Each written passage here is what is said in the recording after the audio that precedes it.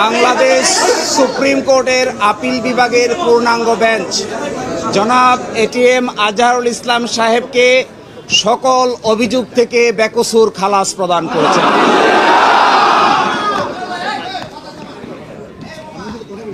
আজকে থেকে এখন থেকে জামায়াতে ইসলামের সাবেক ভারপ্রাপ্ত সেক্রেটারি জেনারেল জনাব ATM Azharul Islam is an innocent man.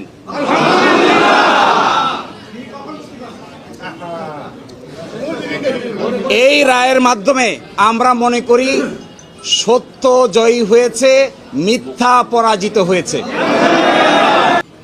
জনাব এটিএম আজহারুল ইসলাম সাহেব সৌভাগ্যবান, তিনি ন্যায় বিচার পেয়েছেন, আল্লাহ তাআলা তাকে বাঁচিয়ে রেখেছিলেন। তাই